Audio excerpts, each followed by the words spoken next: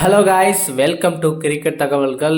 India champions trophy பிப்ரவரி 19ஆம் தேதி start ஆக போகுது. அதுக்கு முன்னாடி இந்தியாவுடைய ஸ்குவாடை அறிவிச்சிருந்தாங்க. பட் இந்த ஸ்குவாட் வந்து பர்ஃபெக்டாக இருக்கா அப்படின்ற மாதிரி ஒரு பக்கத்தில் இருந்தாலுமே நல்லா இருக்குது. பட் இருந்தாலுமே சில முக்கியமான வீரர்கள்லாம் இந்த டீமில் வந்து இடம் பிடிக்கலன்னு சொல்லிட்டு நிறைய பேர் நிறைய கருத்துக்களை வந்து சொல்லிட்டு இருந்தாங்க. பட் அந்த கருத்துக்களுக்கெல்லாம் சரியா அப்படின்ற மாதிரியும் நிறைய விஷயங்கள் போயிட்டு தான் இருக்குது. கம்பீர் அவர்கள் பார்த்தீங்கன்னா ஒரு பக்கம் வந்து அவர் ஒரு டிசிஷன் எடுத்தார். ரோஹித் சர்மா பார்த்தீங்கன்னா அவர் பக்கம் ஒரு டிசிஷன் எடுத்தார். பட் கடைசியாக பார்த்தீங்கன்னா கோச்சுடைய கேள்வியை வந்து யாருமே நம்பலை. Selectors first Indian team captain இவங்க மட்டும் தான் டிசைட் பண்ணி செய்தியாளர்கள் சந்திப்பில் இந்த டீமை தான் நான் வந்து சாம்பியன்ஸ் ட்ரோஃபிக்கு கொண்டு போகிறேன்னு சொல்லிட்டு ரோஹித் சர்மா அவர்கள் திட்டவட்டமாக சொல்லியிருந்தார். அதுக்கு முன்னாடி ஜஸ்பிரித் பும்ரா பற்றி தான் நம்ம சொல்லணும். ஜஸ்பிரித் பும்ரா வந்து இந்தியன் டீமில் வந்து ரொம்ப நாளாகவே சூப்பராக பர்ஃபார்மன்ஸ் பண்ணிட்டு வந்துட்டு இருக்காரு. டெஸ்ட்டில் பார்த்தீங்கன்னா ஆஸ்திரேலியா வச்சு செஞ்சார். கடைசியாக பார்த்தீங்கன்னா கடைசி டெஸ்ட் போட்டியில் அவருடைய இன்ஜுரி மீண்டும் வந்து கம்பேக் பண்ணிடுச்சு. ஸோ அவர் வந்து கம்பேக் பண்ணுறதை விட அவருடைய இன்ஜுரி வந்து மீண்டும் வந்து விட்டது. ஸோ அதனால் அவர் வந்து போட்டியிலிருந்து பாதியிலே வெளியே போகிற ஒரு நிலைமை வந்து வந்தது. இப்போ பார்த்தீங்கன்னா ஜஸ்பிரித் பும்ரா சாம்பியன்ஸ் ட்ரோஃபிக்கு அவைலபிளாக இருக்கிறதுக்கான வாய்ப்புகள் குறைவு அப்படின்ற மாதிரி ஒரு நியூஸ் வந்திருக்கு. அந்த ஸ்கோரில் வந்து அவரை பிக் பண்ணியிருந்தாங்க. ஃபஸ்ட்டு ஒரு 3 மேட்ச் வந்து அவரால் விளையாட முடியாது, ரெஸ்ட் எடுக்கணும் அப்படின்ற மாதிரி சொல்லியிருந்தாங்க. முக்கியமான மேட்ச்சில் வந்து கண்டிப்பாக அவர் வந்து கம்பேக் பண்ணுவார் அப்படின்னு சொல்லிட்டு தான் அவரை வந்து சாம்பியன்ஷிப் ஸ்குவாடில் வந்து ரோஹித் சர்மா பிக் பண்ணார். பட் அதுக்கு வந்து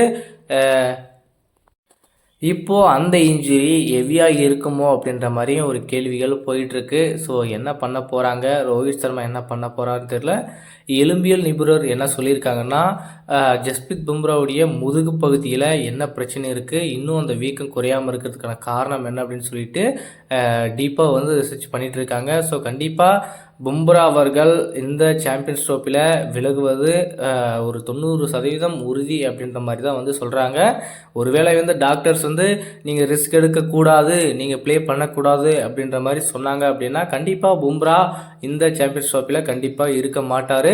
ஒருவேளை வந்து அவருக்கு ரீப்ளேஸ்மெண்ட் பிளேயர் வந்தால் அப்படி யாரை பிக் பண்ண போகிறாங்க அப்படின்றதும் ஒரு பக்கம் கேள்விகள் இருக்குது. ஏன் கேள்விகள் இருக்குது அப்படின்னா, பும்ரா அவர்கள் வந்து ஒரு legendary bowler, top bowler. So அப்படி இருக்கும்போது அவருடைய பிளேஸை யார் ஃபில் பண்ணுவாங்க அப்படின்னு சொல்லிட்டு ஒரு கேள்வி இருக்கும் இல்லையா? ஸோ அந்த மாதிரி தான். ஸோ இப்போ வந்து இந்த தேர்வு செய்கிறதுல குழப்பம் யாருக்கு அப்படின்னா ரோஹித் சர்மாவுக்கு தான் இருக்க போகுது. ஏன்னா ரிசர்வ் பிளேயர்ஸ் கூட பேக்கப் பிளேயர் கூட அனௌன்ஸ்மெண்ட் பண்ணலை. ஸோ அதனால் யார் அந்த பும்ராவுடைய இடத்த வந்து நிரப்ப போகிறாங்க அப்படின்றது ஒரு கேள்வி. கண்டிப்பாக நிறைய மாற்றங்கள் இருக்க போகுது.